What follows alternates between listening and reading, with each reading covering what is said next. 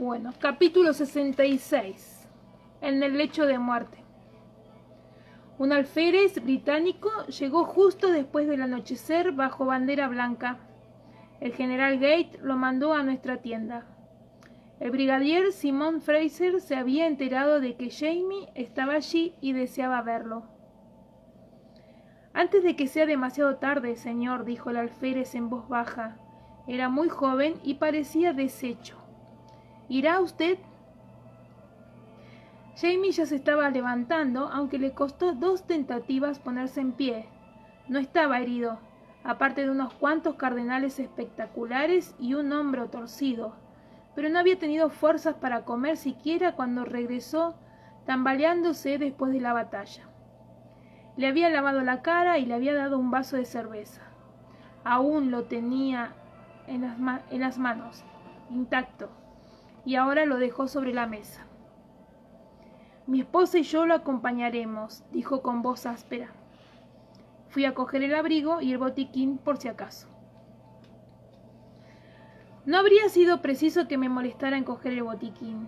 El general Fraser yacía sobre una larga mesa de comedor en la habitación principal de una gran cabaña de troncos, la casa de la baronesa von Riedesel. Había musitado el pequeño alférez, y resultaba evidente a simple vista que ninguna ayuda que yo pudiera prestarle le serviría. Su ancho rostro estaba casi exangüe a la luz de las velas, y su cuerpo estaba envuelto en vendas, las cuales estaban empapadas de sangre, también de sangre reciente. Vi que las manchas húmedas se extendían despacio, más oscuras que las manchas anteriores de sangre seca. Absorta en el hombre agonizante, apenas si me había dado cuenta vagamente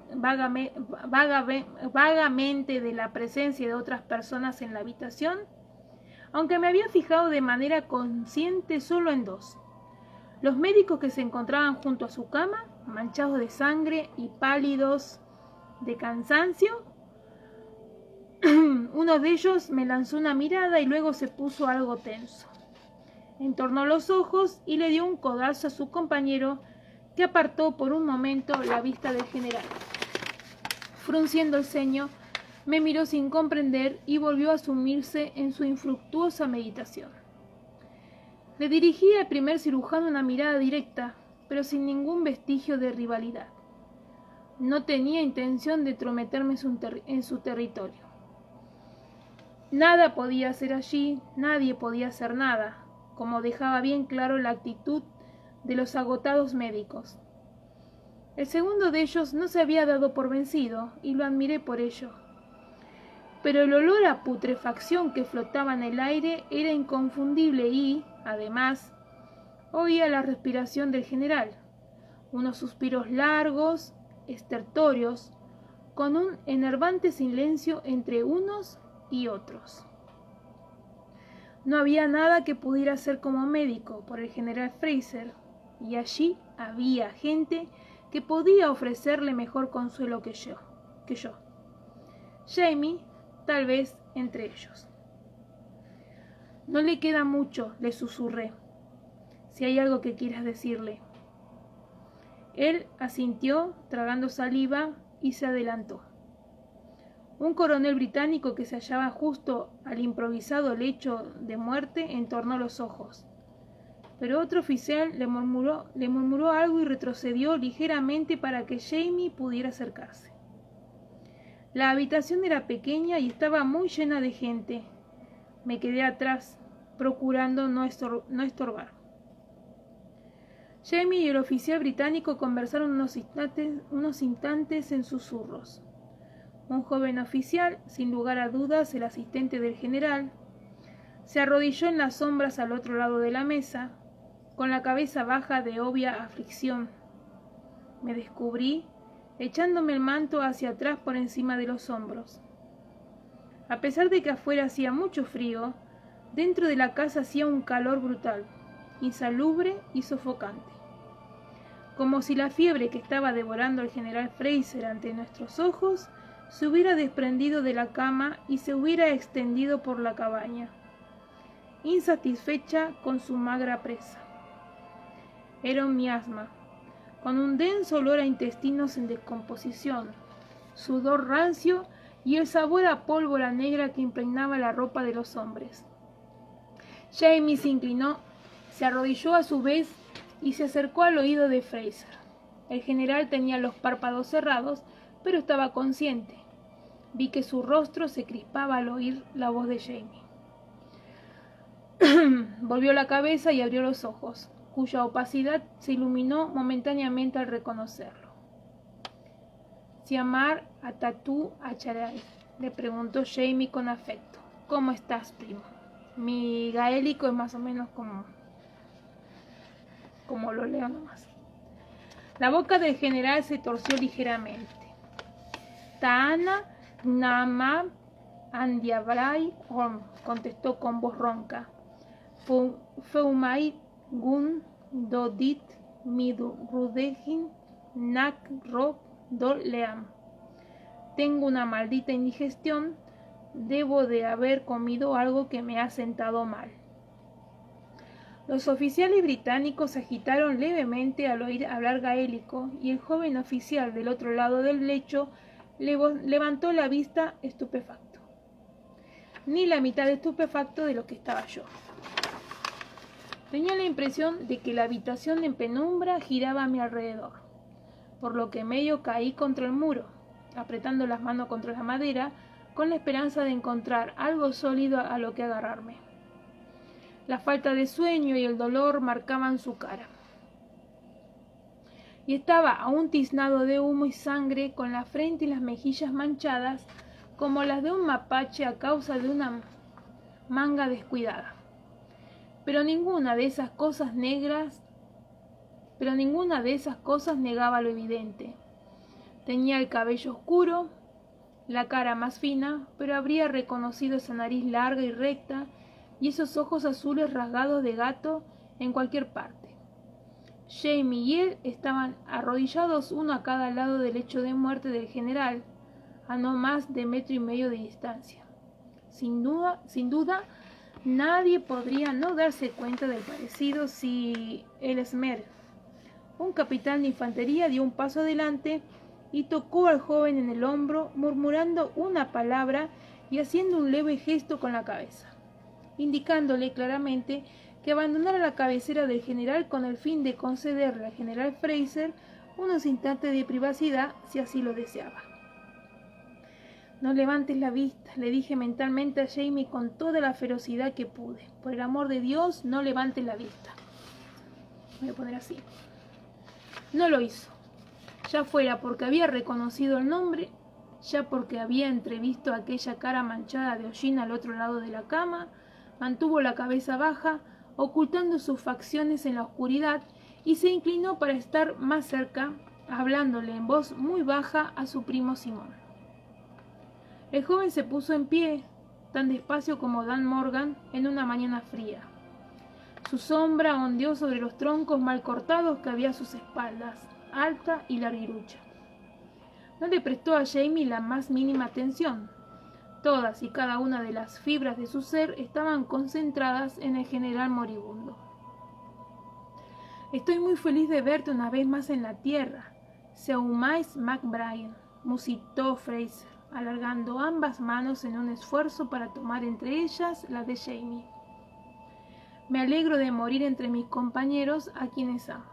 Pero, ¿se lo dirás a los de nuestra sangre en Escocia? Diles». Uno de los otros oficiales le dijo algo a William y éste se apartó de mala gana del lecho del general, respondiendo en voz baja. Tenía los dedos empapados en sudor y sentía las gotas de transpiración deslizarse por mi cuello. Deseaba desesperadamente quitarme el manto, pero temía hacer cualquier movimiento que pudiera atraer la atención de William hacia mí y en consecuencia hacia la de Jamie. Jamie estaba tan quieto como un conejo bajo un arbusto. Podía ver sus hombros tensos bajo el manto oscuro por la humedad, sus manos que aferraban las del general y solo el pálpito de la luz del fuego sobre la coronilla rojiza de su cabeza daba alguna ilusión de movimiento. Será como tú dices, Simi Mac Simi. Apenas si pude oírlo susurrar. Confíame tu deseo, yo lo trasladaré. Oí un fuerte sollozo a mi lado. Miré y descubrí a una mujer menuda, delicada como una muñeca de porcelana a pesar de la hora y de las circunstancias. Sus ojos brillaban de lágrimas no derramadas. Volvió la cabeza para enjuagárselas, me vio observarla y me dirigió una trémula tentativa de sonrisa.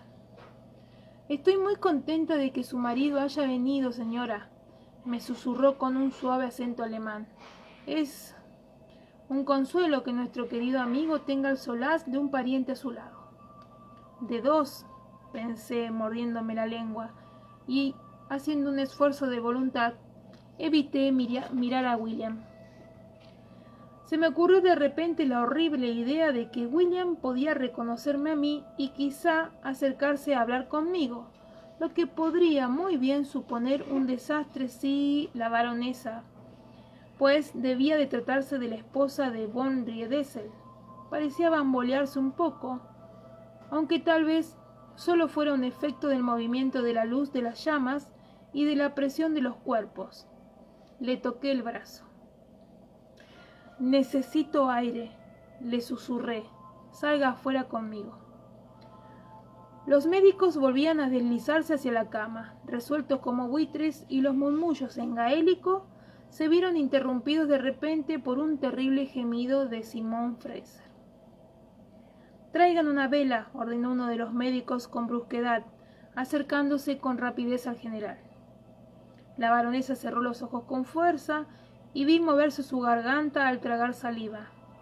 La cogí de la mano y me la llevé apresuradamente al exterior. No transcurrió mucho tiempo, pero pareció pasar un año antes de que los hombres salieran con la cabeza gacha. En el exterior de la cabaña estalló una breve e intensa disputa que se desarrolló en voz baja por respeto a los muertos, pero acalorada a pesar de todo. Jamie se mantuvo apartado con el sombrero puesto, bien calado, pero uno de los oficiales británicos se volvía de cuando en cuando hacia él, obviamente pidiéndole su opinión. El teniente William Ransom, también conocido como Lord Ellesmere, guardaba asimismo silencio, tal como requería su rango relativamente bajo en esa compañía. No se sumó a la discusión con aire de estar muy afectado por la muerte del general. Me pregunté si habría visto morir a alguien que conocía con anterioridad, y entonces me apercibí de lo estúpido de ese pensamiento. Sin embargo, las muertes acaecidas en el campo de batalla, por violentas que sean, no son lo mismo que la muerte de un amigo. Y, por la expresión del joven William, Simón Fraser había sido para él un amigo además de un comandante. Ocupada en esas observaciones furtivas, no había prestado más que una atención muy superficial al punto principal de la disputa, que era la disposición inmediata del cuerpo del general, y ninguna, en absoluto, a los dos médicos que habían salido de la cabaña y que ahora se mantenían algo apartados mientras hablaban en murmullos entre sí. Por el rabillo del ojo vi que uno de ellos se metía la mano en el bolsillo y le ofrecía al otro un poco de tabaco. Le indicaba con un gesto que no había nada que agradecer y a continuación se volvía hacia otro lado. No obstante, lo que dijo me llamó tan poderosamente la atención como si se le hubiera incendiado la cabeza. «Nos vemos un poco más tarde, entonces, doctor Rowling», dijo. «¿Doctor Rowling?», repetí mecánicamente y el segundo médico se volvió. «¿Sí, señora?», dijo, cortés pero con el aspecto de un hombre exhausto que lucha contra el abrumador deseo de mandar al mundo al infierno.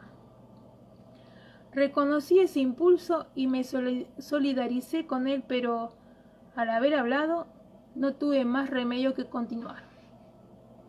«Le ruego que me disculpe», dije con un leve sonrojo. «Acabo de oír su nombre y me ha sorprendido. Conocí hace un tiempo a un doctor Rowling». Esa observación informal tuvo un efecto inesperado. El hombre echó bruscamente los hombros hacia atrás y su mirada opaca traslució un vivo interés. ¿Ah, sí? ¿Dónde? Titubeé torpemente por unos instantes, pues en realidad yo no había conocido a Daniel Rowling, aunque, sin lugar a dudas, tenía la impresión de conocerlo, y traté de ganar tiempo diciendo: ¿se llamaba Daniel Rowling? ¿Era tal vez pariente suyo? Su rostro se iluminó y me cogió del brazo. Sí, sí, es mi hermano. Dígame, señora, se lo ruego, ¿sabe usted dónde se encuentra? Experimenté una horrible sensación de vuelco de la boca del estómago. De hecho, sabía con exactitud dónde se encontraba Daniel Rowling, aunque su hermano no iba a acoger bien la noticia. Pero no había más remedio. Tenía que decírselo. Siento terriblemente tener que decirle que está muerto, le dije con toda la suavidad de que fui capaz. Le puse a mi vez una mano sobre la suya y se la oprimí, mientras se me encogía de nuevo la garganta al ver morir la luz en sus ojos. Se quedó inmóvil, por espacio de unos instantes, con los ojos fijos en algún lugar a mis espaldas. Despacio volvió a mirarme, respiró profundamente otra vez y afirmó la boca. Entiendo, yo me lo temía. ¿Cómo? ¿Cómo sucedió? ¿Lo sabe usted? Sí, respondí a toda prisa al ver que el coronel Grant cambiaba de posición de un modo que indicaba su partida inminente. Pero es una larga historia. Ah. Observó la dirección de mi mirada y volvió la cabeza. Ahora todos los hombres se movían arreglándose los abrigos, poniéndose los sombreros, mientras intercambiaban unas últimas palabras. La buscaré, dijo de pronto volviéndose de nuevo hacia mí. Su marido es el rebelde escocés alto. Creo que dijeron que es pariente del general, ¿verdad? Vi que su mirada se desplazaba momentáneamente hacia algo que había detrás de mí, y la alarma me punzó la piel como si de agujas se tratara. Rowling tenía las cejas ligeramente fruncidas y me di cuenta, con tanta claridad como si la hubiera expresado con palabras, de que el término pariente había desencadenado cierta conexión en su cabeza y que estaba mirando a William. Sí, el coronel Fraser, repuso a toda prisa, agarrándolo de la manga antes de que pudiera mirar a Jamie y completar el pensamiento que estaba cobrando forma en su mente. Mientras hablábamos, había estado buscando en mi botiquín y, en ese preciso momento, hallé el papel doblado que buscaba. Lo saqué y, tras desdoblarlo con rapidez, se lo tendí. Siempre había lugar para la duda, al fin y al cabo. ¿Es esta la caligrafía de su hermano? Cogió la hoja de papel de mi mano y devoró con los ojos la escritura pequeña y cuidada con una expresión en la que se mezclaban el ansia, la esperanza y la desesperación. Cerró los ojos por unos instantes, los volvió a abrir y leyó y releyó aquel recibo por el tratamiento de una obstrucción intestinal como si fueran las sagradas escrituras. La hoja está quemada, observó tocando el borde chamuscado. Tenía la voz ronca. ¿Murió Daniel en un incendio? No, contestó. No había tiempo. Uno de los oficiales británicos se puso en pie con impaciencia a sus espaldas, esperando. Le toqué la mano que sostenía la hoja de papel. Quédeselo, por favor. Quédeselo, por favor. Y si se las arregla para cruzar las líneas, supongo que ahora puede hacerlo. Me encontrará con toda facilidad en mi tienda, cerca del parque de artillería. Me llaman la bruja blanca, añadí como quien no quiere la cosa. Pregunta cualquiera. Sus ojos inyectados en sangre se dilataron al oír eso. Luego volvieron a estrecharse mientras me examinaba con atención. Pero no había tiempo para más preguntas. El oficial se acercó y le murmuró algo a Rowling al oído, sin más que una mirada superficial en mi dirección. Sí, respondió Rowling. Sí, claro. Me hizo una profunda reverencia. Su más seguro servidor, señora. ¿Puedo? Levantó el papel y yo sentí. Claro, por supuesto, consérvelo. El oficial se había vuelto, obviamente dispuesto a perseguir a otro miembro errante de su grupo, y con una breve mirada a su espalda, el doctor Rowling se acercó a mí y me tocó la mano. «Iré», dijo en voz baja, «tan pronto como pueda. Gracias». Levantó entonces la vista para mirar a alguien que se encontraba detrás de mí y me di cuenta de que Jamie había concluido sus asuntos y había venido a buscarme. Dio un paso adelante y con un breve gesto al doctor a modo de saludo me cogió de la mano. ¿Dónde está su sombrero, teniente Ransom?», decía el coronel a mis espaldas, reprobándolo sin armar ruido, y por segunda vez en 5 minutos sentí que se me erizaban los pelos de la nuca, no por las palabras del coronel, sino por las respuestas pronunciadas en un murmullo. «Rebelde, hijo de puta, me lo voló de la cabeza», dijo una voz. Era una voz inglesa, joven, áspera de dolor contenido y teñida de rabia. Aparte de eso, era la voz de Jamie, y la mano de Jamie me apretó tan bruscamente la mía que casi me aplastó los dedos. Nos encontrábamos en la boca del sendero que subía desde el río. 2 pasos más y estaríamos a salvo en el refugio de los árboles velados por la niebla.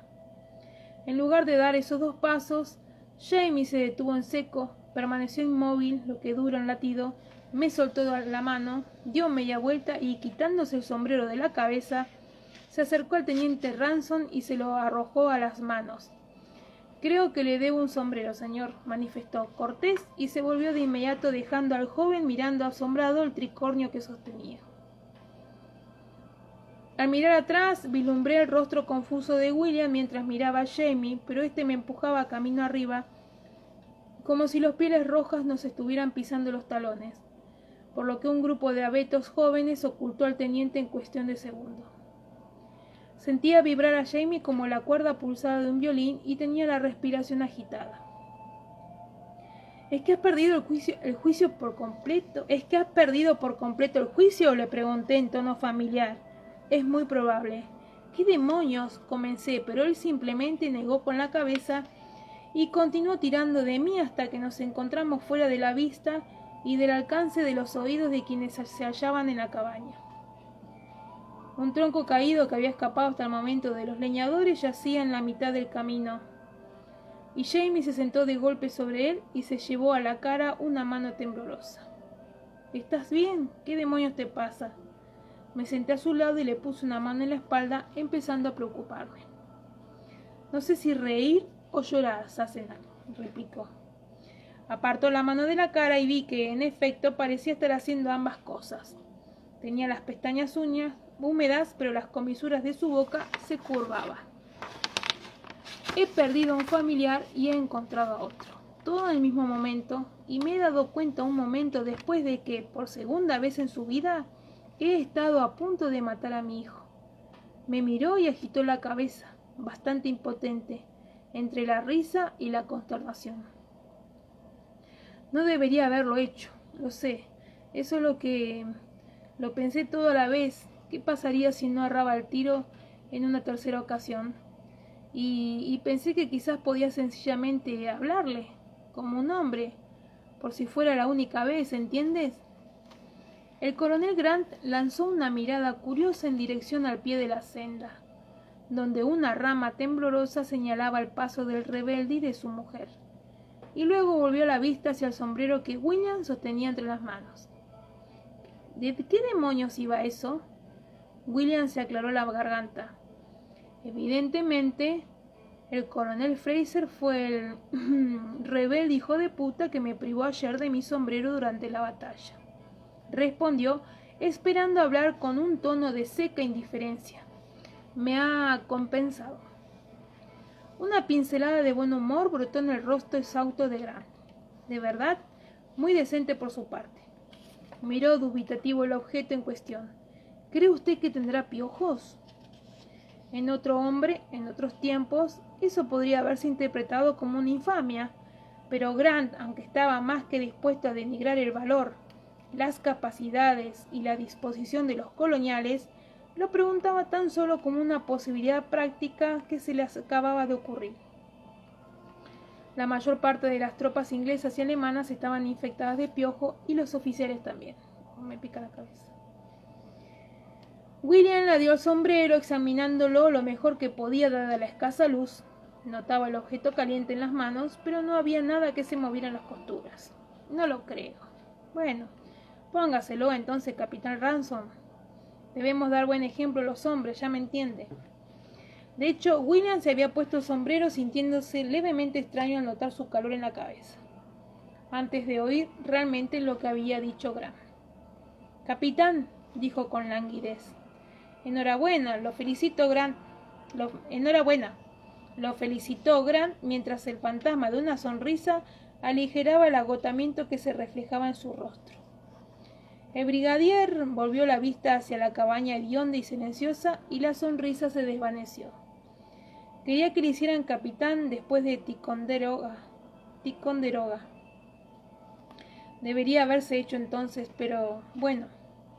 Apretó los labios, pero después se relajó. El general Burgoyne firmó la orden la noche pasada, después de escuchar varios informes de la batalla. Deduzco que se distinguió usted. William agachó incómodo la cabeza. Tenía un nudo en la garganta y le ardían los ojos. No recordaba qué había hecho, solo que no había logrado salvar al brigadier. Gracias, consiguió articular, y no pudo evitar mirar atrás a su vez. Habían dejado la puerta abierta. ¿Sabe usted si él lo...? No importa. Sí, lo sabía, concluyó Grant con amabilidad. Se lo dije yo. Yo traje la orden. Incapaz de hablar, William meneó la cabeza. El sombrero, aunque pareciera mentira, le estaba bien y se mantuvo en su sitio. Dios, qué frío hace, exclamó Grant en voz baja. Se arrebujó en su abrigo, contemplando los árboles que goteaban a su alrededor y la niebla que se extendía densa entre ellos. Los demás habían vuelto a sus obligaciones y los habían dejado solos. Qué lugar tan dejado de la mano de Dios y qué hora del día tan espantosa. Sí. William sintió un alivio momentáneo por poder admitir su propio sentimiento de desolación, aunque la hora y el lugar tenían poco que ver con él. Tragó saliva, mirando de nuevo a la cabaña. La puerta abierta lo incomodaba, a pesar de que la niebla se cernía sobre el bosque pesada como un lecho de plumas. En las proximidades de la cabaña la bruma se estaba levantando, arremolinándose en torno a las ventanas, y William tenía la desagradable sensación de que, en cierto modo, venía a llevarse al brigadier. Quisiera cerrar la puerta, ¿puedo? Echó a andar hacia la cabaña, pero Grant lo detuvo con un gesto. No la cierre. William lo miró sorprendido y el capitán se cogió de hombros e intentó arrojar luz sobre la cuestión. El donante de su sombrero dijo que debíamos dejarla abierta. Se trata de una costumbre de los Highlands. Algo acerca de que el alma necesita una salida, explicó con delicadeza. Menos mal que hace un frío de 1000 demonios para las moscas, añadió con crudeza. A William se le revolvió el encogido estómago y tragó la bilis que ascendía por su garganta al imaginar enjambres de gusanos hormigueantes. Pero no podemos de ningún modo... ¿Cuánto tiempo? Inquirió. No mucho, lo aseguró Grant. Solo estamos esperando un destacamento para el entierro. William contuvo la protesta que había ascendido a sus labios. Por supuesto, ¿qué otra cosa podía hacerse? Y, sin embargo, el recuerdo de las trincheras que había cavado en los altos, la tierra salpicando las mejillas redondas de su cabo. Después de los últimos 10 días habría esperado ser menos sensible a esas cosas. Pero el aullido de los lobos que acudían a comerse a los moribundos y a los muertos resonaba de improviso en la boca hueca de su estómago. Murmurando una excusa, se retiró, se ocultó entre los arbustos mojados y vomitó haciendo el menor ruido posible.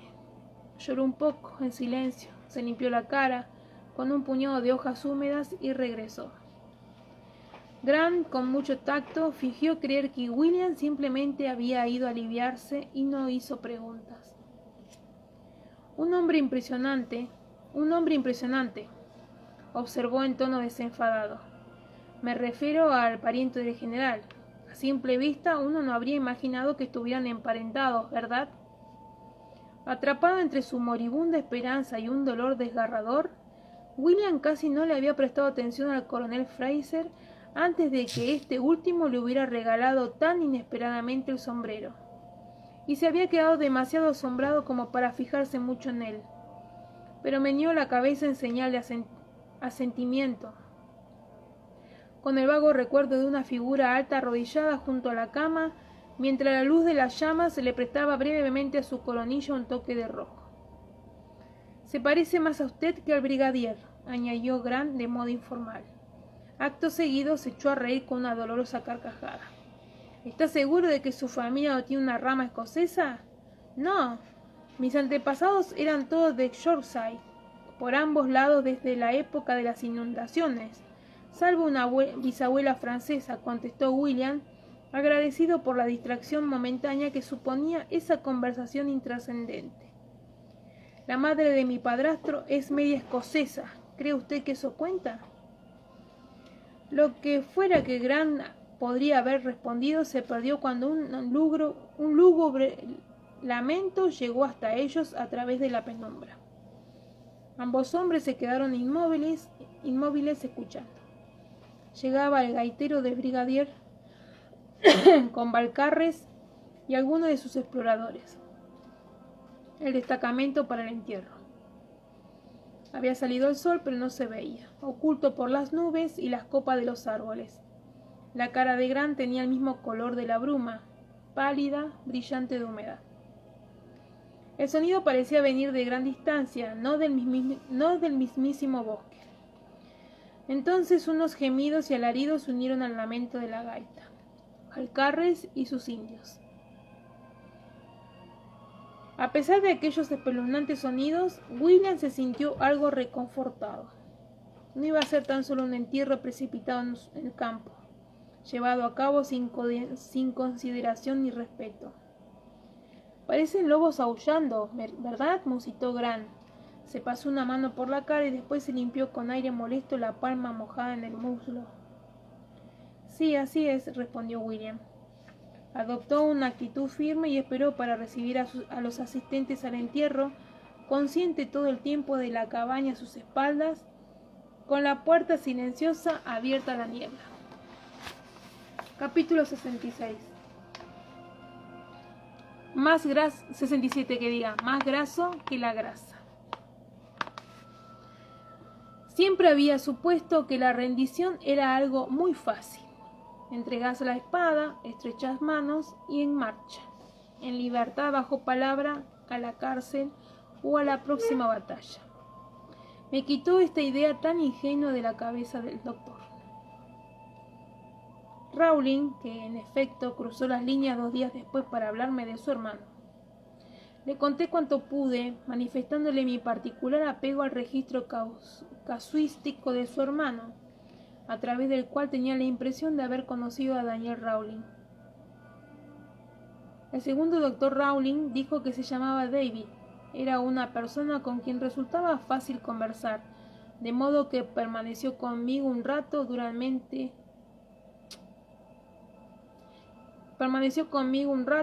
el cual hablamos de otros temas. «Válgame Dios, no», repuso cuando le mencioné mi sorpresa porque la ceremonia de rendición no se hubiera celebrado de inmediato. «Primero hay que negociar los términos de la rendición, ¿sabe? Y es un asunto peliagudo». «¿Negociar?», inquirí. «¿Tiene elección el general Burgoyne?». Él pareció encontrar eso gracioso. «Claro que sí», me aseguró. Da la casualidad de que he visto las propuestas que el mayor Kingston trajo esta mañana para que el general Gate las estudiara. Comienzan con la firme declaración de que, habiendo luchado contra Gate en 2 ocasiones, el general Burgoyne está más que dispuesto a hacerlo una tercera vez. «Por supuesto, no lo está», añadió el doctor, «pero lo deja en buen lugar, permitiéndole observar que, por supuesto, se ha percatado de la superioridad numérica de los rebeldes y que, por consiguiente, considera justificado aceptar una rendición con el fin de salvar las vidas de hombres valientes en términos honorables. A propósito, la batalla todavía no ha terminado oficialmente, añadió con un ligero aire de disculpa. El general Burgoyne propone un cese de las hostilidades mientras las negociaciones estén en curso. ¿De verdad?, inquirí divertida. Me pregunto si el general Gate estará dispuesto a aceptarlo sin más. No, no lo está, manifestó una seca voz escocesa, y Jamie asomó la cabeza y entró en la tienda seguido de su primo Amish. Leyó la propuesta de Burgoyne y luego se metió la mano en el bolsillo y sacó la suya. Exige una rendición incondicional y requiere que tanto las tropas británicas como las alemanas depongan sus armas en el campo y salgan de aquí como prisioneros. La tregua durará hasta el anochecer, cuando Burgoyne debe contestar.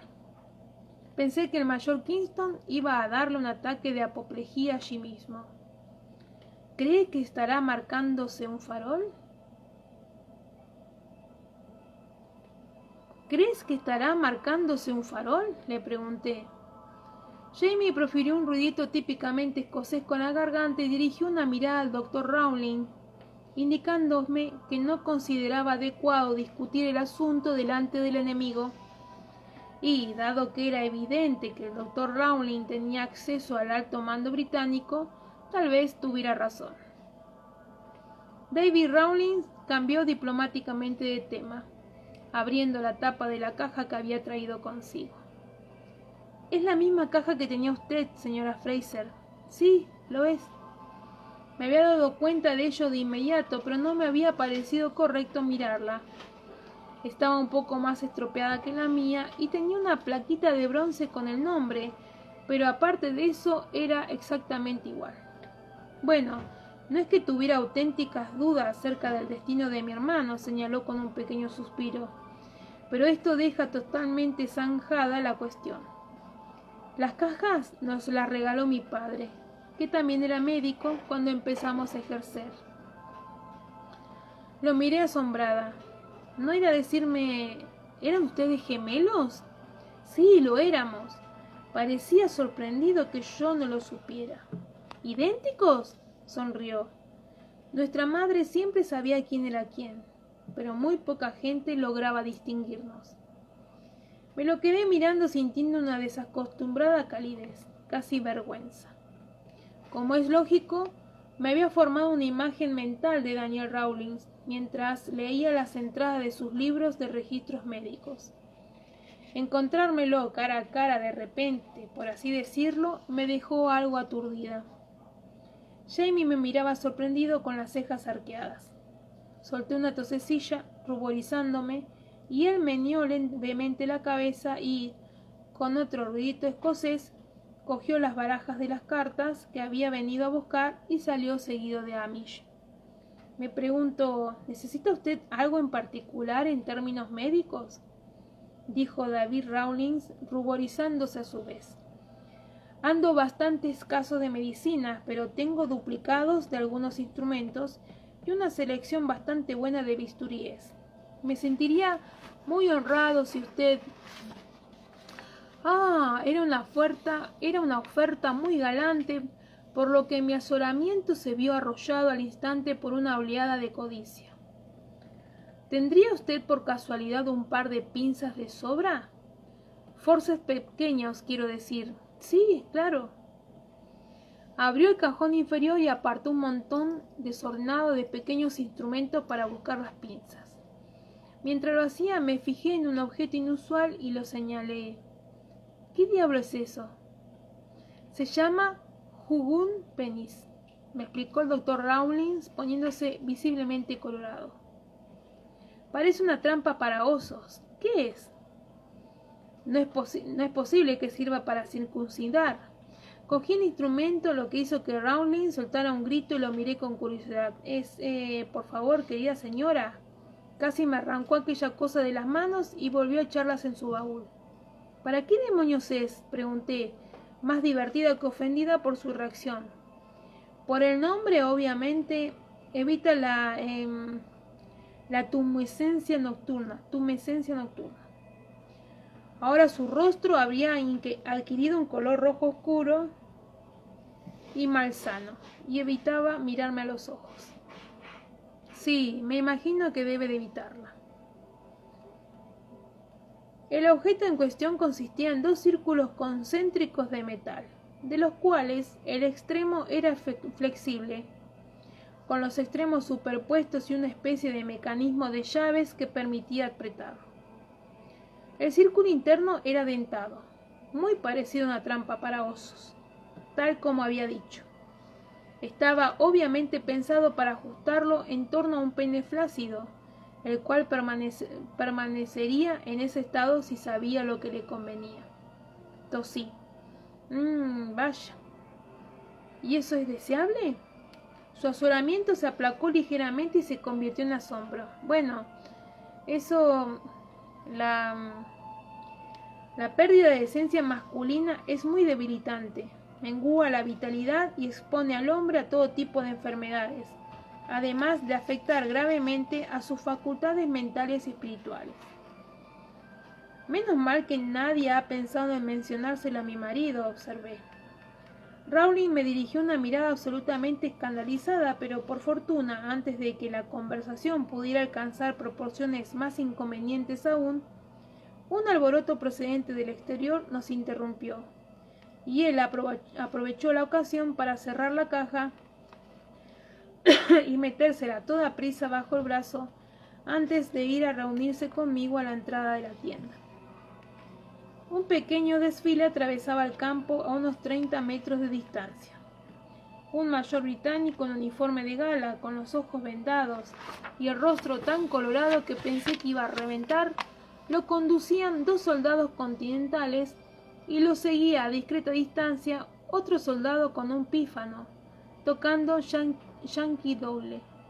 Recordando lo que Jamie había dicho de una apoplejía, no me cupo la menor idea de que se trataba del mayor Kingston, que había sido elegido para entregar las propuestas de rendición de Burgoyne. Dios mío, murmuró el doctor Rawlins meneando la cabeza ante el espectáculo. Me temo que este proceso podría llevar algún tiempo. Así fue. Una semana después, aún estábamos allí plantados mientras las cartas iban y venían majestuosamente entre los dos campamentos 1 o 2 veces al día. En el campamento americano se respiraba un ambiente general de relajación. En mi opinión, las cosas estaban todavía algo tensas en el otro lado, pero el doctor Rawlins no había vuelto, de modo que los chismorreos generales eran la única manera de juzgar si las negociaciones de rendición progresaban o no. Evidentemente, el general Gate había estado, en efecto, baladroneando y Burgoyne había sido lo bastante listo como para darse cuenta de ello. Me alegraba de pasar en un mismo lugar el tiempo suficiente para lavarme la ropa sin correr el riesgo de que me dispararan, me arrancaran la cabellera o me molestaran de cualquier otro modo. Por otra parte, había muchos heridos de las 2 batallas que aún necesitaban atención. De manera algo vaga, me había fijado en un hombre que rondaba las márgenes de nuestro campamento. Lo había visto varias veces, pero nunca se había acercado lo suficiente para hablar conmigo. Y yo le había restado importancia suponiendo que debía de sufrir alguna enfermedad embarazosa como gonorrea o hemorroides. A esos hombres a menudo les costaba bastante reunir o el valor o la desesperación para pedir ayuda y, una vez lo hacían, seguían esperando para hablar conmigo en privado. La tercera o la cuarta vez que lo vi, intenté llamar su atención con el fin de inducirlo a acercarse lo suficiente para que pudiera examinarlo a solas. Pero siempre se escabullía con los ojos bajos y desaparecía en el hormiguero de bulletes milicianos, continentales y seguidores del campamento. Permiso.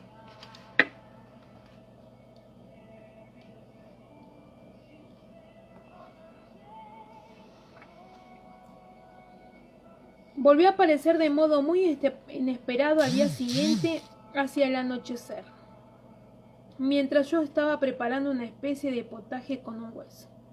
de animal no identificado, pero razonablemente fresco y con pedazos de carne aún adheridos, que me había regalado un paciente, 2 boniatos marchitos, un puñado de cereales, otro puñado de judías y un poco de pan pasado.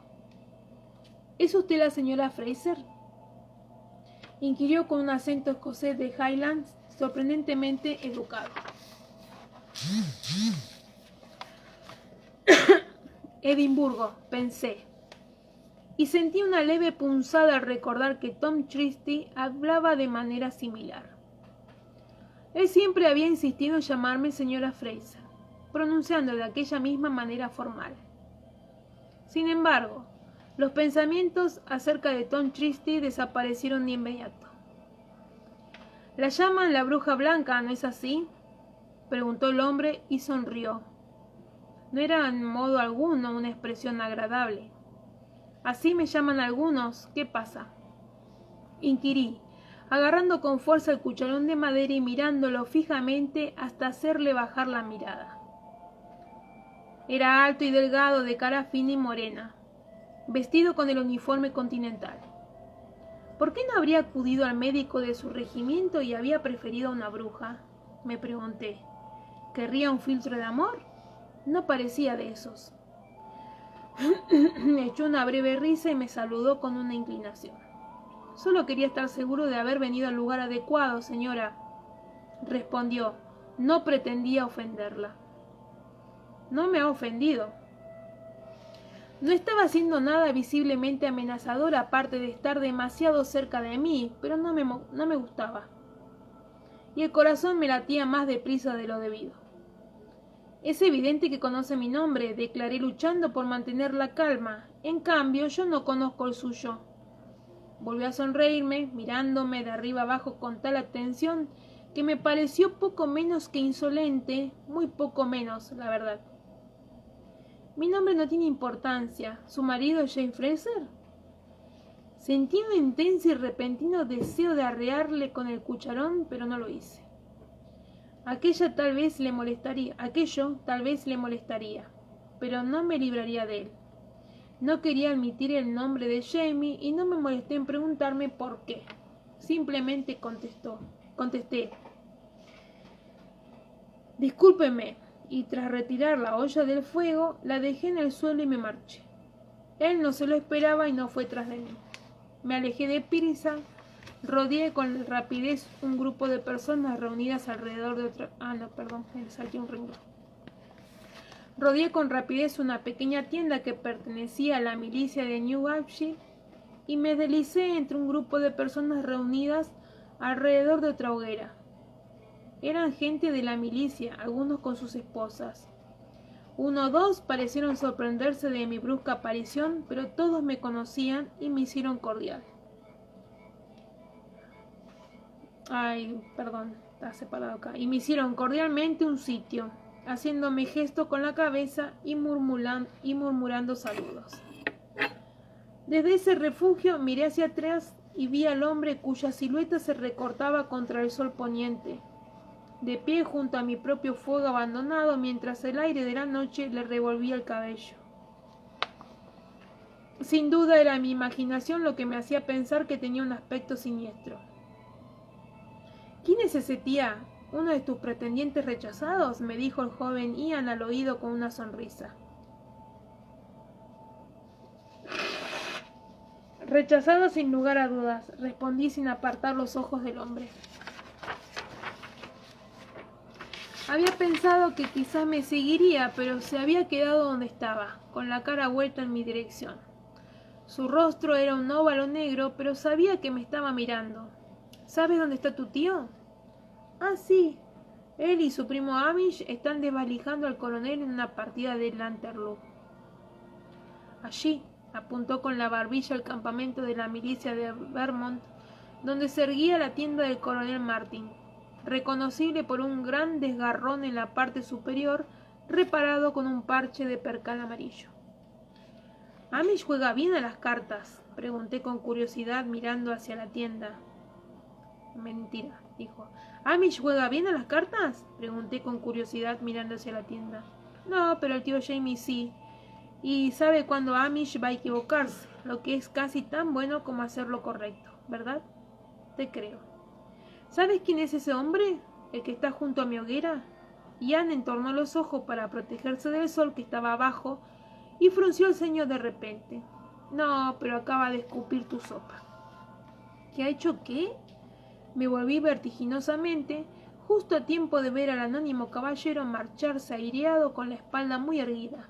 Vaya, maldito gilipollas de mierda. Ian carraspeó y me dio con el codo, indicándome a una de las esposas de la milicia que me estaba observando con considerable desaprobación. Carraspéame y ves. Me tragué mis últimas observaciones sobre el tema y le dirigí lo que esperé fuera una sonrisa de disculpas. Al fin y al cabo, probablemente íbamos a tener que rogarle su hospitalidad si queríamos que nos dieran de cenar.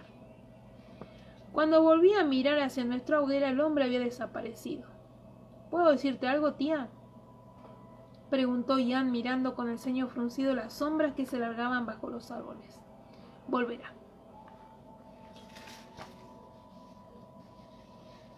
Permiso.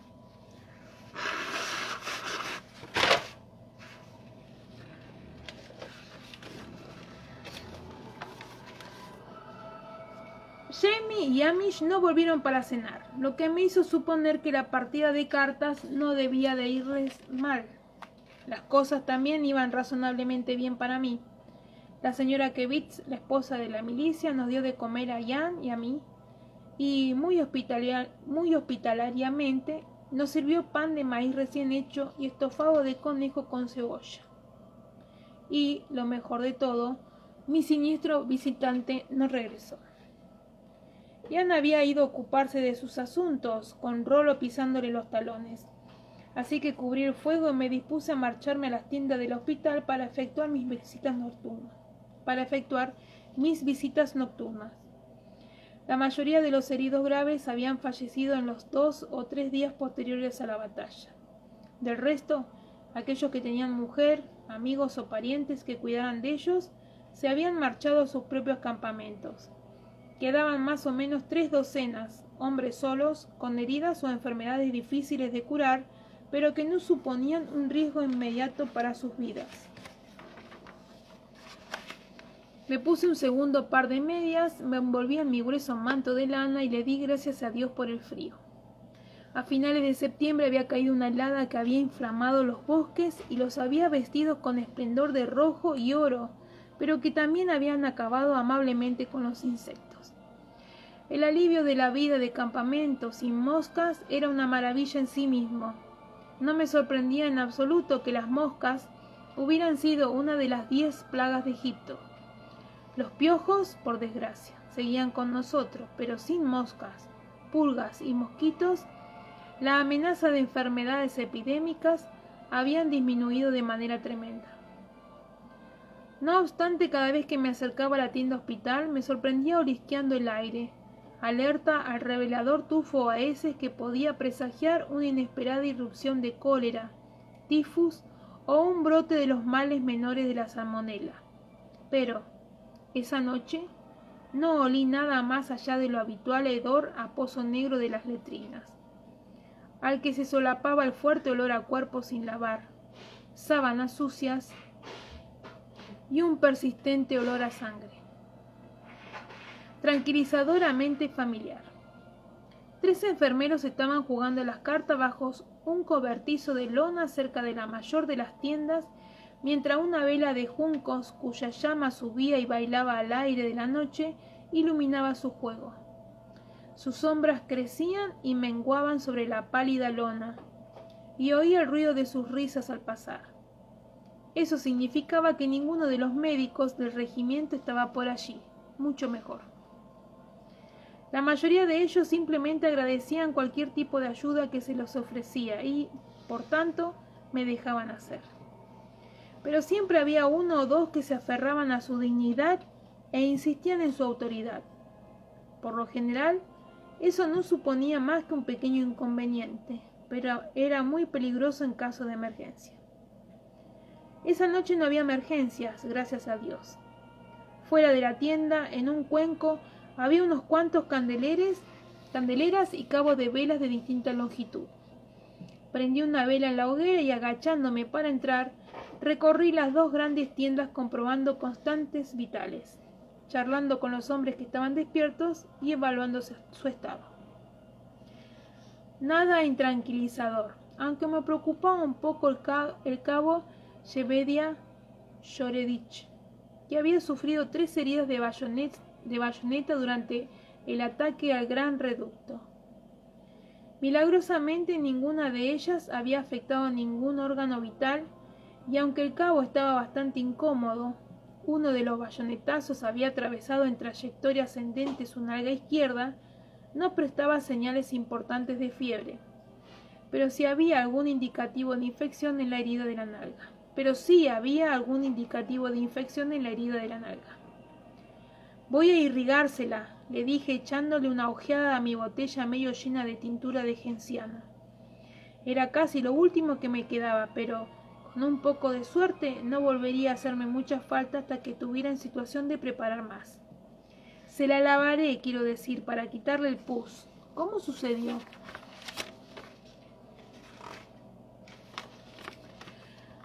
La irrigación no iba a ser agradable. Sería mejor si lograba distraerse un poco contándome los detalles. No me estaba retirando, señora, no vaya a pensar, me aseguró, y se agarró con fuerza al borde de su camastro cuando levanté la manta y comencé a retirar los pedazos costrosos de un vendaje de brea y trementina. Uno de aquellos escurridizos hijos de puta alemanes estaba haciéndose el muerto y cuando fui a pasar por encima de él, cobró vida y se levantó como una víbora cobriza, bayoneta en mano. Con la bayoneta en tu mano, querrás decir, Jep, bromeó un amigo que yacía allí cerca. No, ese fue otro. Shoredich ignoró la broma con una mirada despreocupada a su mano derecha envuelta en vendas. Uno de los alemanes le había clavado la mano en el suelo con una hoja de bayoneta, me contó, tras lo cual Shoredich había agarrado el cuchillo que se le había caído con la mano izquierda y se lo había hundido al alemán en las pantorrillas. Lo había derribado y luego le había cortado la garganta, ignorando a un tercer atacante cuyo bayonetazo solo le había cortado la parte superior de la oreja izquierda. Alguien lo mató, gracias a Dios, antes de que pudiera apuntar mejor. Y hablando de manos, señora, ¿qué tal va la mano del general? La frente le brillaba de sudor a la luz de la linterna, y los tendones de sus antebrazos sobresalían bajo la piel, pero hablaba con cortesía. Creo que va bien, repuse presionando despacio el émbolo de mi jeringa de irrigar. Lleva jugando las cartas con el coronel Martin desde esta tarde, y si la mano no fuera bien, a estas horas ya habría vuelto. Tanto Shoredich como su amigo soltaron una risita ante este pobre juego de palabras, pero el cabo emitió un largo suspiro cuando retiré las manos del nuevo apósito, y descansó la frente en el lecho por unos instantes antes de rodar con esfuerzo sobre su costado sano. Muchísimas gracias, señora, dijo. Sus ojos se pasearon con aparente indiferencia sobre las figuras que se movían de un lado a otro en la penumbra. Si ve por casualidad al amigo Hunter o al doctor Tolliver, ¿podría pedirles que se pasaran un momento por aquí? Arqué una ceja al oírlo, pero asentí y le serví una taza de cerveza. Teníamos mucha hora que las líneas de abastecimiento procedentes del sur nos habían alcanzado, y además no iba a hacerle ningún mal. Hice lo mismo por su amigo, un hombre de Pensilvania llamado Neb Brewster, que padecía disentería, aunque, antes de darle la taza, a él le añadí un puñadito de la mezcla del doctor Rawlins para tratar las obstrucciones intestinales. Jep no quiere hacerle ningún feo, señora, susurró Neb, aproximándose con gesto confidencial mientras cogía la bebida. Es solo que no puede cagar sin ayuda. Y eso no es algo que quiera pedirle a una señora, pero si el señor Denzel o el doctor no vienen pronto, lo ayudaré yo. ¿Quiere que vaya a buscar a uno de los enfermeros?, pregunté sorprendida. ¿Están ahí mismo afuera? Oh, no, señora. Una vez se pone el sol, se comportan como si no estuvieran de servicio. No volverán a menos que haya una pelea o que se incendie la tienda. Dije. Estaba claro que la actitud de los enfermeros no era muy distinta de una época a otra. Iré a buscar a uno de los médicos, le aseguré. El señor Brewster estaba flaco y amarillo, y le temblaba tanto la mano que tuve que rodearle los dedos con los míos para ayudarlo a beber. Dudé que pudiera permanecer en pie el tiempo suficiente para hacer sus propias necesidades, y menos aún para ayudar al cabo Shoreditch con las suyas. Sin embargo, el señor Brewster era valiente. Cagar es algo para lo que a estas alturas puedo afirmar que tengo cierta habilidad, declaró sonriéndome. Se limpió la cara con una mano temblorosa y dejó un momento de beber para respirar con dificultad. ¿No tendría a mano un poco de grasa para cocinar, señora? Tengo el culo como un conejo recién despellejado. Puedo ponérmela yo mismo, a menos que usted quiera echarme una mano, claro. Se lo mencionaré al doctor Hunter, contesté con sequedad. Estoy segura de que a él le encantará. Terminé mi ronda con rapidez, pues la mayoría de los hombres estaban dormidos, y me marché en busca de Denny Hunter, a quien encontré en el exterior de su tienda, con el cuello envuelto en una bufanda para protegerse del frío, escuchando con expresión soñadora una balada que alguien cantaba en una hoguera próxima. ¿Quién? Salió del trance al verme aparecer, aunque tardó un poco en bajar por completo de las nubes. El amigo Jebediah, sin duda, claro, iré enseguida. ¿Tiene un poco de grasa de ganso o de oso? Denny se afianzó las gafas sobre la nariz al tiempo que me dirigía una mirada interrogativa. Es que el amigo Jebediah está estreñido. Creía que sus problemas eran más de ingeniería que de fisiología. Me eché a reír y se lo expliqué. Bueno, tengo un ungüento, replicó dubitativo, pero es mentolado para el tratamiento de la gripe y de la pleuresía, ya sabe. Me temo que no le hará ningún favor al culo del amigo Brewster. Me temo que no, admití. ¿Por qué no va a ayudar al señor Shoreditch mientras yo busco un poco de grasa pura y se la llevo? La grasa, cualquier tipo de grasa, era imprescindible para cocinar. Así que solo tuve que preguntar un par de veces en las hogueras para conseguir una taza. Se trataba, según me informó la donante, de grasas de zarigüeya derretida. Más grasa que la grasa, me aseguró la señora, y también sabrosa. Esta última característica probablemente no sería de gran interés para el señor Brewster, o al menos eso esperaba yo. Pero le di las gracias efusivamente y regresé en medio de la oscuridad a la pequeña tienda del hospital. Por lo menos esa era la dirección que pretendía tomar. Sin embargo, la luna aún estaba baja en el cielo, por lo que al cabo de escasos minutos me encontré en una pendiente densamente arbolada que no recordaba, dando traspiés sobre las raíces y las ramas caídas. Murmurando entre dientes para mí, torcí a la izquierda. Sin lugar a dudas, eso era... No lo era. Me detuve maldiciendo en silencio. No era posible que me hubiera perdido. Estaba en medio de una zona que contenía al menos la mitad del ejército continental, por no mencionar a docenas de compañías de la milicia. Pero ¿dónde me encontraba exactamente dentro de esa zona?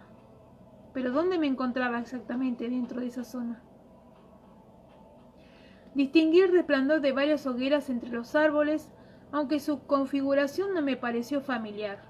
Desorientada, giré en la otra dirección, forzando la vista mientras buscaba el techo parcheado de la gran tienda del coronel Martin, pues era el mayor punto de referencia que probablemente se vería en la oscuridad. Algo corrió sobre mi pie y di un respingo involuntario, derramándome grasa licuada de zarigüeya sobre la mano. Apreté los dientes y me la limpié meticulosamente en el delantal. La grasa de zarigüeya es extremadamente grasa, y la principal razón por la que no se utiliza como lubricante multiuso es porque huele a zarigüeya muerta. El corazón me latía a prisa a causa del susto y di un salto convulsivo cuando del boscaje que se extendía a mi derecha salió un búho, como un pedazo de noche, alzándose sigilosamente el vuelo de improviso a escasa distancia de mi rostro. Entonces una rama crujió de repente y oí el movimiento de varios hombres que hablaban en murmullo entre sí mientras avanzaban entre los matorrales vecinos. Me quedé muy quieta, mordiéndome el labio inferior y sentí una súbita oleada de terror irracional. No pasa nada, me dije furiosa. No son más que unos soldados que buscan un atajo, no son ninguna amenaza en absoluto. Dile a esos los marines, me contestó mi sistema nervioso al oír una maldición sofocada. El ruido de una refriega y el crujido de hojas secas y de ramas que se rompían y el repentino sonido de un objeto sólido que golpeaba a alguien en la cabeza, como cuando uno le da una patada a un melón. Un grito, el ruido de un cuerpo al caer y un rumor precipitado mientras los ladrones saqueaban los bolsillos de sus víctimas. No podía moverme. Tenía unas ganas desesperadas de salir corriendo, pero estaba clavada en el suelo. Mis piernas simplemente no respondían. Era justo como una pesadilla. Algo terrible se cruzaba en mi camino, pero era incapaz de moverme. Tenía la boca abierta y estaba ejerciendo toda mi voluntad para no gritar, aunque al mismo tiempo estaba aterrorizada por no poder gritar. Oía mi propia respiración fuerte resonando en mi cabeza y, de golpe, tuve una sensación desagradable en la garganta al tragar sangre. Me costaba respirar. Tenía la nariz bloqueada. Y sentí un peso encima de mí, grande, amorfo, que me arrojaba al suelo. Un suelo irregular, lleno de piedras y de piñas caídas. Sentí el aliento caliente de alguien en la oreja. Así, muy bien, lo siento Marta, pero tienes que aceptarlo. Tengo que follarte, sí, muy bien, oh Dios, así, así. No recordaba haber caído al suelo. Estaba acurrucada hecha un ovillo con la cara contra las rodillas, temblando de rabia y de terror. Embistiendo contra los matorrales próximos, varios hombres pasaron a escasa distancia, riendo y bromeando. Y entonces algún pequeño fragmento de mi cordura se hizo oír en los recovecos de mi cerebro con una frialdad increíble, observando sin pasión. Vaya, si es un flashback, qué interesante. Ya te daré yo interesante, musité, o eso pensé. No creo que hiciera ningún ruido. Estaba completamente vestida, bien envuelta para protegerme del frío. Sentía el frío en la cara, pero daba igual. Estaba desnuda, sentía el aire frío en los pechos, en los muslos, entre los muslos. Junté las piernas con tantas fuerzas como fui capaz y me mordí el labio con tanta fuerza como pude. Ahora sí percibí el sabor de la sangre.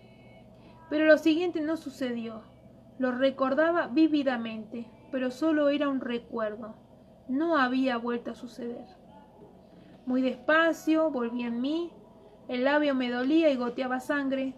Notaba el tajo, un pedazo suelto de carne en la parte interior del labio y un sabor a plata y a cobre, como si tuviera la boca llena de peniques. Respiraba como si hubiera corrido más de 1 kilómetro, pero podía respirar. Tenía la nariz libre, la garganta suave y abierta, ni magullada ni irritada. Estaba empapado en sudor y me dolían los músculos de haber apretado tanto. Oí unos gemidos en el arbusto de mi izquierda. Entonces no lo han matado, pensé vagamente. Supuse que debía ir a ayudarlo, pero no quería. No quería tocar a un hombre, ver a un hombre, estar cerca de un hombre. Aunque no importaba, no podía mover. No era ya presa del terror. Sabía dónde me encontraba, que estaba a salvo, bastante a salvo, pero no podía moverme. Permanecía agazapada, sudando y temblando, y escuché. El hombre gimió varias veces y luego rodó despacio sobre sí mismo, haciendo crujir las ramas. «Oh, mierda», murmuró. Permaneció inmóvil en el suelo con la respiración agitada y, de repente, se incorporó exclamando: «Oh, mierda». No sé si porque sentía dolor al moverse o por el recuerdo del robo. Lo oí maldecir en voz baja, un suspiro, silencio y acto seguido sonó un grito de puro terror que me sacudió la columna vertebral como una descarga eléctrica. Unos sonidos frenéticos y confusos mientras el hombre se ponía en pie. ¿Por qué? ¿Por qué? ¿Qué estaba pasando? El estrépito y el traqueteo de alguien que huía. El terror era contagioso. También yo quería correr. Estaba de pie, con el alma en vilo, pero no sabía dónde ir. Solo podía oír el ruido que metía aquel imbécil. ¿Qué demonios había allí afuera? Un débil rumor de hoja seca me hizo volver la cabeza de golpe y evitó por cuestión de segundos que me diera un ataque al corazón cuando Rolo arremetió con su húmedo hocico en el hueco de mi mano. «¡Jesús Roosevelt Cristo!», exclamé, aliviada al oír mi propia voz. El ruido susurrante de unos pasos avanzó hacia mí a través de las hojas. «Vaya, aquí estás, tía». Una alta figura, nada más que una sombra en la oscuridad, se cernió sobre mí en la penumbra y el joven Ian me tocó el brazo. «¿Estás bien?». Había un matiz de ansiedad en su voz. «Bendito sea». «Sí», contesté con escasa energía, y después añadí con mayor convicción. «Sí, estoy bien. Me he desorientado en la oscuridad». «Ah». La alta figura se relajó. «Pensé que debías de haberte perdido. Denny Hunter vino y me dijo que habías ido a buscar un poco de grasa, pero que no habías vuelto. De modo que estaba preocupado por ti. Así que Rolo y yo vinimos a buscarte». ¿Quién era ese tipo al que Rolo le dio un susto de muerte? No lo sé. La mención de la grasa me hizo buscar la taza de grasa de zarigüeya. Estaba en el suelo, vacía y limpia. Por el chapaleo deduje que Rolo, después de terminarse lo que quedaba en la taza, estaba ahora lamiendo meticulosamente las hojas muertas en las que la grasa se había derramado, cuando la había dejado caer. Dada la circunstancia, tenía la impresión de que no podía quejarme. Ian se agachó y recogió la taza. «Vuelve junto al fuego, tía. Iré a buscar más grasa». No puse ninguna objeción. Y lo seguí colina abajo, sin prestar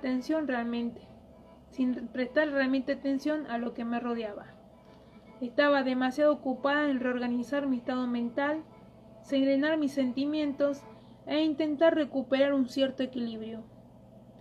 Había oído la palabra flashback muy pocas veces en Boston, en los 60. Antes no lo llamábamos así, pero había oído hablar de ello, y lo había visto. Neurosis de guerra, decían en la Primera Guerra Mundial. Trastorno mental postraumático provocado por el combate militar en la Segunda. Es lo que sucede cuando sobrevives a cosas a las que no deberías haber sobrevivido y no puedes reconciliar el hecho de saberlo con el hecho de haber sobrevivido. «Bueno, yo lo hice», me dije desafiante. «Así que tendrás que acostumbrarte». Me pregunté por unos instantes con quién estaba hablando y me planté, bastante seriamente, si no estaría perdiendo el juicio. Recordaba, claro está, lo que me había sucedido durante mi secuestro años antes. Había preferido no recordarlo, pero sabía lo suficiente de psicología como para no intentar reprimir los recuerdos. Cuando aparecían, los miraba con cautela, haciendo ejercicios de respiración profunda y, después, volvía a meterlos allí de donde habían salido, e iba en busca de Jamie. Al cabo de cierto tiempo descubrí que solo ciertos detalles se me presentaban con nitidez. La concavidad de una oreja muerta, púrpura a la luz del amanecer, con aspecto de hongo exótico. El brillante estallido de luz que había visto cuando Harley Bubble me había roto la nariz. El olor a maíz en el aliento del idiota adolescente que había intentado violarme. La masa blanda y pesada del hombre que lo había hecho. El resto estaba envuelto en una neblina piadosa. También tenía pesadillas, aunque por lo general Jamie se despertaba enseguida cuando yo empezaba a gimotear y me agarraba con fuerza suficiente como para destruir el sueño, estrechándome contra sí y acariciándome el pelo, la espalda, cantándome medio dormido a su vez, hasta que me sumía de nuevo en su paz y volvía a dormirme. Esto era distinto. Ian fue de hoguera en hoguera en busca de grasa y al final consiguió una latita que contenía algo más de 1 centímetro de grasa de ganso mezclada con consuelda. Estaba algo más que un poquito rancia, pero Dennis Hunter le había dicho para qué era y supuso que su estado no tendría mucha importancia. El estado de su tía le preocupaba mucho más, sabía perfectamente por qué temblaba a veces como un grillo o gemía en sueños.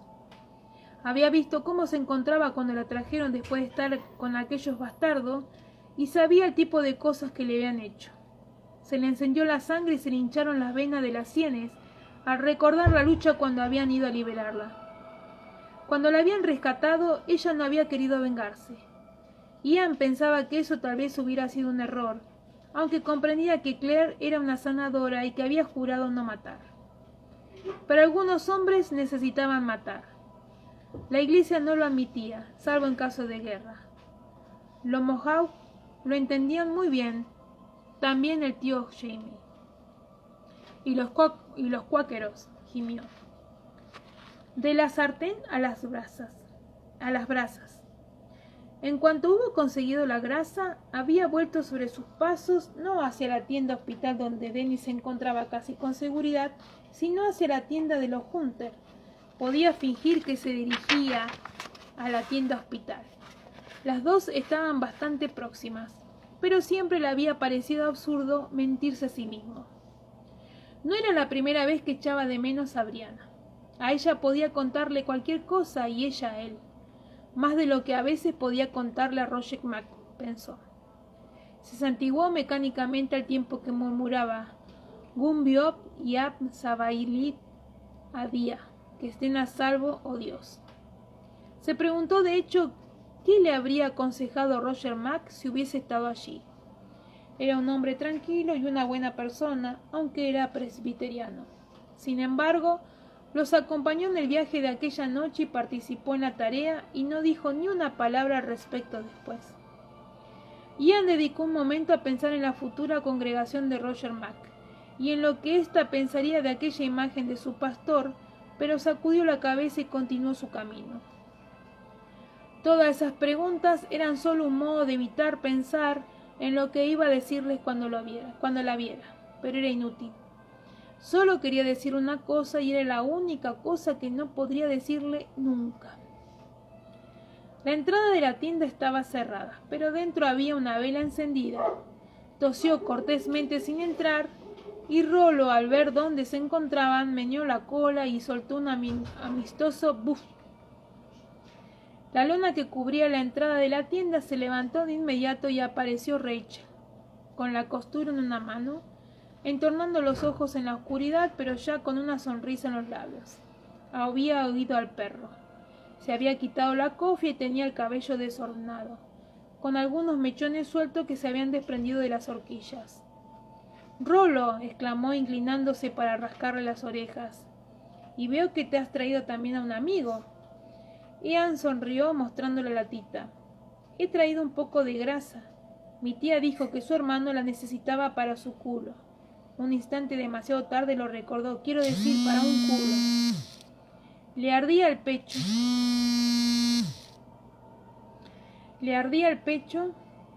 De vergüenza, pero estaba hablando con quizás la única mujer del campamento que podía considerar el culo como un tema corriente de conversación.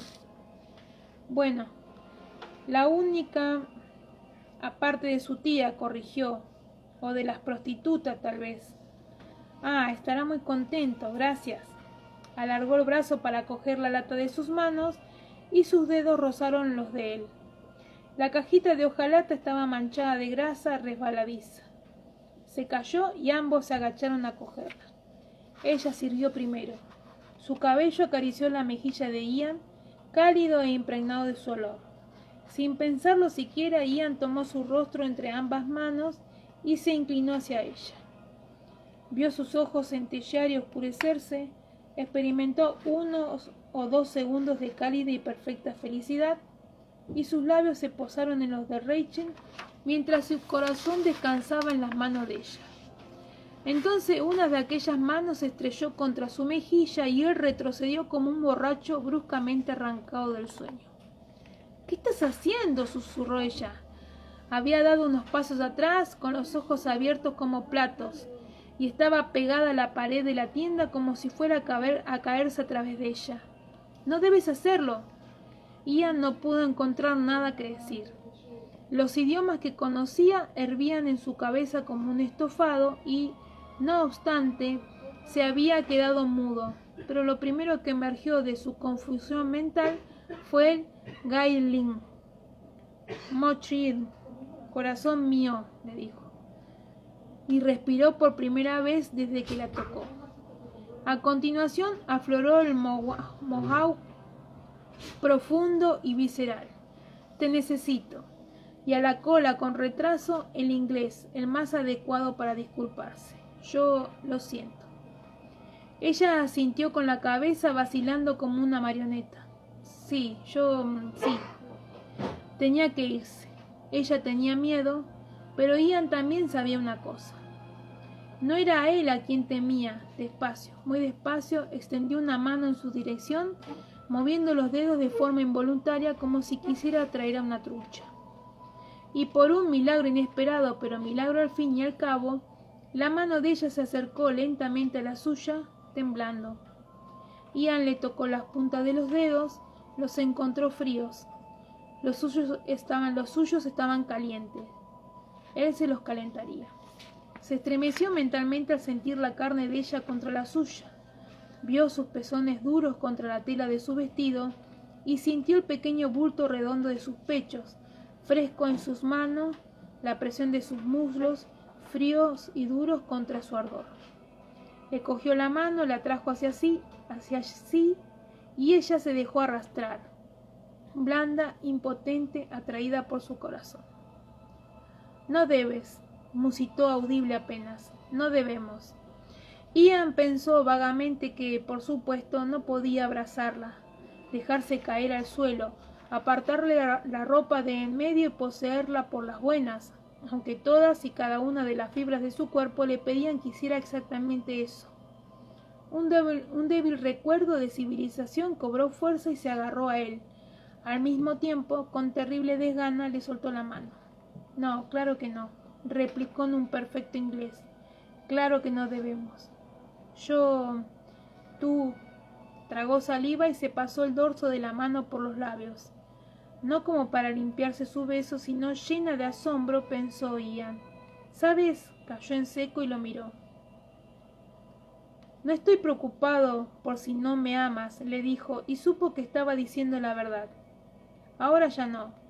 Estoy preocupado por si pudieras morir porque me amas». «¿Qué cara tienes? Yo no he dicho que te ame». Entonces él la miró y algo se agitó en su pecho. Tal vez fuera risa, tal vez no.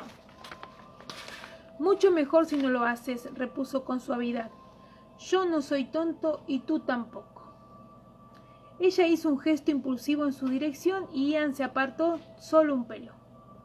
«Creo que es mejor que no me toques, muchacha», dijo mirándola aún intensamente a los ojos, del color de los berros en el arroyo. «Porque si lo haces, te tomaré aquí y ahora, y entonces serás demasiado tarde para los dos, ¿verdad?».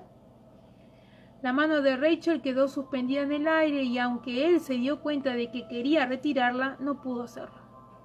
Entonces Ian se apartó de ella y se alejó en la noche, con la piel tan caliente que el aire nocturno se convertiría en vapor al tocarla.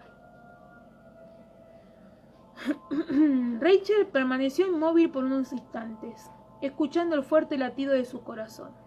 Otro sonido regular empezó a interferir, como un suave chapaleteo, así que miró al suelo, parpadeando, y vio que Rolo había limpiado escrupulosamente el resto de la grasa de ganso de la caja que ella había dejado caer y que ahora estaba lamiendo la lata vacía. «Oh, Dios mío», exclamó y se cubrió la boca con la mano, temiendo que si se echaba a reír, su risa se convirtiera en histeria. El perro la miró, con los ojos amarillos a la luz de la vela, y se relamió meneando suavemente el rabo. «¿Qué voy a hacer?», le preguntó. «¿Qué suerte tienes? Tú puedes ir todo el día detrás de él y compartir su cama por la noche y nadie dice una palabra». Se sentó en el taburete, las piernas flaqueándole, y agarró al perro por la gruesa piel que recubría su cuello. ¿Qué quiere decir?, le preguntó, cuando dice que está preocupado por si pudiera morir porque lo amo. ¿Acaso piensa que soy una de esas tontas que se desmayan y palidecen de amor, como Abigail Miller? No es que ella pensara morirse realmente por alguien, y mucho menos por su pobre marido. Miró al perro y le sacudió el pelaje del cuello. ¿Y qué significa eso de besar a esa fresca? Perdona mi falta de caridad, señor, pero ignorar la verdad no conduce a nada bueno. ¿Y besarme a mí menos de 3 horas después? Dímelo, ¿qué significa eso? Entonces soltó al perro, este le lamió cortésmente la mano y desapareció después sin hacer ruido por la abertura de la tienda, sin duda para trasladar su pregunta al pesado de su amo. Debería estar poniendo café a hervir y preparando algo de cenar. Denny pronto volvería de la tienda hospital, hambriento y muerto de frío. Pero siguió sentada mirando la llama de la vela, preguntándose si la sentiría si la atravesara con la mano. Lo dudaba.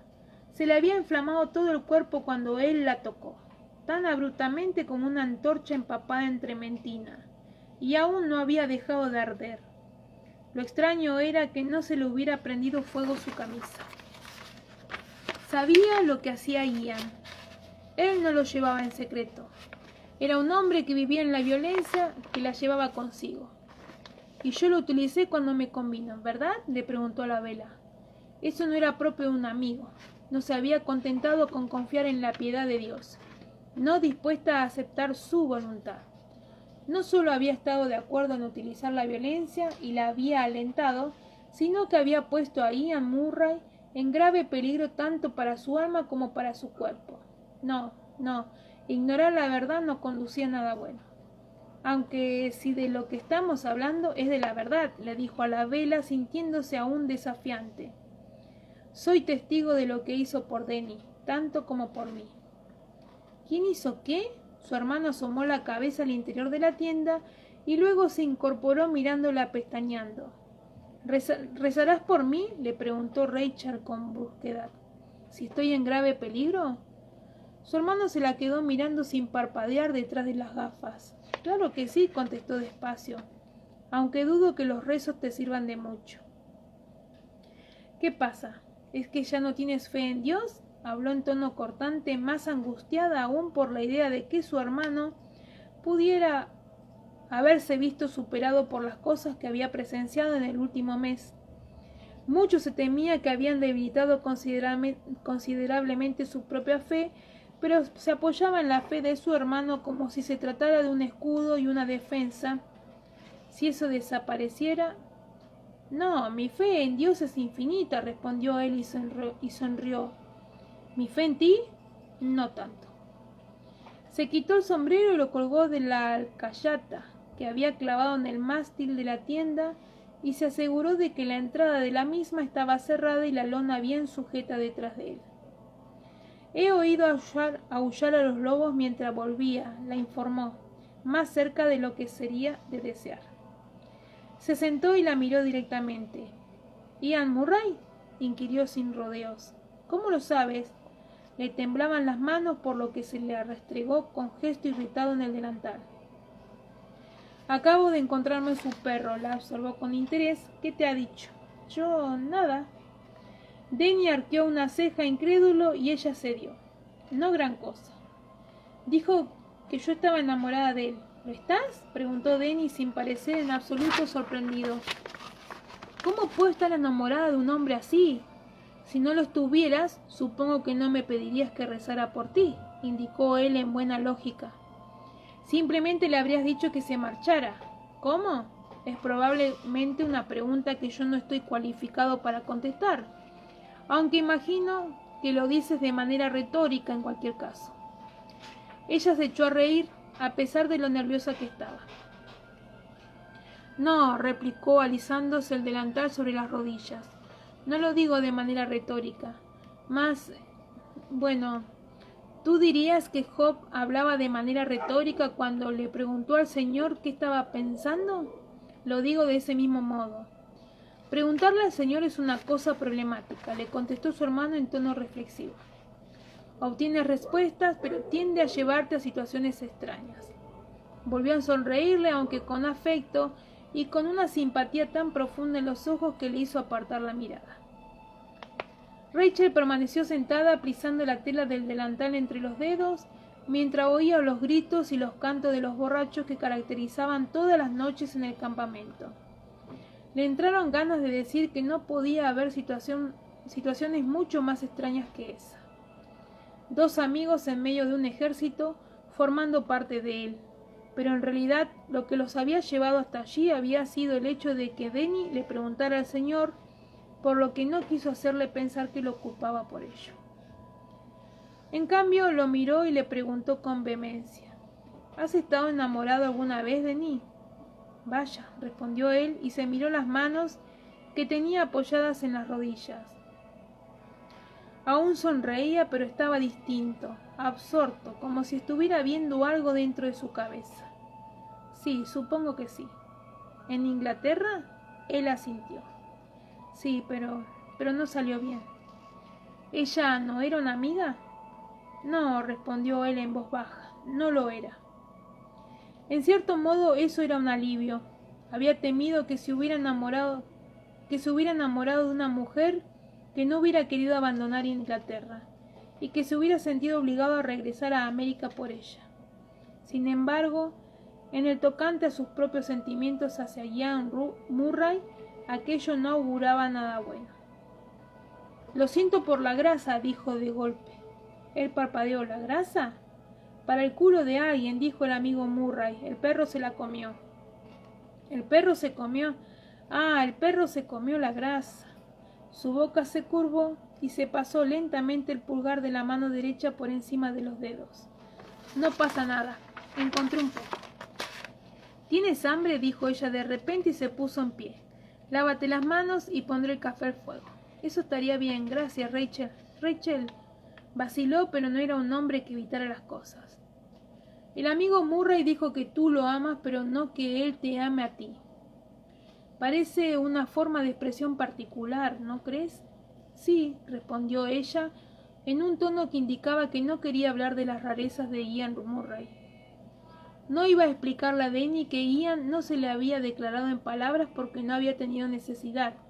El aire que la rodeaba temblaba con el calor de su declaración, pero tal vez si lo hiciera, dijo despacio. Me dijo algo, pero no en inglés, así que no lo entendí. ¿Sabes qué puede significar mocrega? Denny frunció el ceño por unos instantes, luego su frente se relajó. Debe de ser la lengua de los Highlands, la llaman Gael, creo. No sé lo que significa, pero he oído al amigo Jamie decírselo a su mujer en circunstancias que dejaban bien claro que es una expresión de profundo afecto. Soltó una tosecilla. Rachel, ¿quieres que hable con él? Aún le quemaba la piel y tenía la sensación de que la cara le ardía como si tuviera fiebre, pero al oír eso, tuvo la impresión de que un afilado pedazo de hielo le perforaba el corazón. ¿Hablar con él?, repitió y tragó saliva. ¿Y decirle qué? Había ido a por la olla del café y la bolsa de bellotas asadas y achicoria. Echó un puñado de la mezcla ennegrecida en el mortero y se puso a machacarla como si el cuenco estuviera lleno de serpientes. Denny se encogió de hombros, observándola con interés. «Vas a romper el mortero», le advirtió. «En cuanto a qué voy a decirle, eso debes decírmelo tú, Rachel». Seguía mirándola fijamente, pero ahora con seriedad, sin un ápice de humor. «Le diré que no se te acerque y que no vuelva a hablarte, si así lo deseas. O si lo prefieres, puedo asegurarle que tu afecto por él es solo el de una amiga y que debe abstenerse de hacerte más declaraciones molestas». Rachel vertió la mezcla molida en la olla y le añadió agua de una cantimplora que tenía colgada en el mástil de la tienda. ¿Son esas las únicas alternativas que ves? Inquirió, intentando que no le temblara la voz. Sí, dijo él con gran ternura. No puedes casarte con un hombre así y seguir siendo una amiga. Ninguna reunión aceptaría una unión semejante. Lo sabes. Esperó unos instantes y añadió: me pediste que rezara por ti. Ella ni contestó ni lo miró, sino que desató la lona que cerraba la entrada de la tienda y salió afuera a poner la olla sobre las ascuas. haciendo una pausa para atizar el fuego y añadir más madera. El aire brillaba cerca de las llamas, iluminado por el humo y la neblina ardiente de miles de pequeñas hogueras como la suya. Pero arriba la noche se extendía negra y limpia, infinita, y las estrellas resplandecían con su propio y frío fuego. Cuando volvió a entrar, Denny tenía medio cuerpo metido bajo la cama y murmuraba. ¿Qué? Preguntó Rachel, y él salió marcha atrás con la cajita de madera que contenía su comida en la mano, salvo porque no había nada de comida en ella. Solo quedaban unas cuantas bellotas crudas esparcidas y una manzana medio roída por los ratones. ¿Qué? Repitió ella estupefacta. ¿Qué le ha pasado a la comida? Denny estaba rojo como un pimiento y claramente enfadado, de manera que se restregó con fuerza la boca con los nudillos antes de contestar. Algún bastardo hijo de Belial ha rajado la tienda y se la ha llevado. La oleada de rabia que esa noticia provocó fue casi bienvenida por la distracción que suponía. Vaya, eso. Sin duda tenía hambre, dijo Denny, respirando profundamente e intentando recuperar el control de sí mismo. Pobrecillo, añadió sin el más mínimo matiz caritativo en la voz. Si así era, debería haber pedido que le dieran de comer, masculló ella. Es un ladrón sin paliativos. Golpeó el suelo con el pie echando chispas. Bueno, iré yo a mendigar algo de comida. Vigila el café. No tienes que ir por mí, protestó él, aunque era una protesta poco entusiasta. Ella sabía que no había comido desde la mañana y que estaba muerto de hambre, y así se lo dijo, mirándolo con los ojos muy abiertos. Los lobos, dijo él, pero Rachel ya estaba envolviéndose en su manto y poniéndose la cofia. Me llevaré una antorcha, lo tranquilizó, y con el humor que tengo, el lobo que se cruce mi camino será un lobo muy desafortunado, te lo aseguro. Cogió su bolsa de las reuniones y salió a toda prisa antes de que él pudiera preguntarle a dónde pensaba ir. Podría haber acudido a una docena de tiendas distintas en las proximidades. La extrañeza y la desconfianza frente a los Hunters se habían desvanecido tras las aventuras de Denny como desertor. Y la propia Rachel mantenía relaciones cordiales con muchas esposas de la milicia que acampaban cerca de ellos. Podría haberse dicho a sí misma que no quería molestar a aquellas respetables mujeres tan tarde, o que quería oír las últimas noticias acerca de la rendición. El amigo Jamie estaba siempre secretamente enterado de las negociaciones y le contaría lo que pudiera. O que quería hacerle una pregunta a Claire Fraser acerca de una pequeña pero dolorosa verruga que le había salido en el dedo gordo del pie y que podía muy bien hacerlo mientras buscaba comida para ganar tiempo. Pero era una mujer honesta y no se dijo ninguna de esas cosas. Se dirigía a donde estaban acampados los Fraser como atraída por un imán, y el imán se llamaba Ian Murray. Lo tenía clarísimo. Consideraba su comportamiento descabellado, pero para evitarlo no podía hacer más de lo que podía hacer para cambiar el color de sus ojos. No tenía ni idea de lo que quería hacer, decir o pensar siquiera, si es que lo veía, pero seguía caminando a pesar de todo, sin vacilar como si fuera al mercado, mientras la luz de su antorcha se proyectaba sobre la tierra pisoteada del camino que traía, seguida por su sombra enorme y extraña contra la lona de las tiendas junto a las que pasaba. Bueno, chicas, terminó el capítulo. Se hizo re largo. Nos vemos mañana. Chao.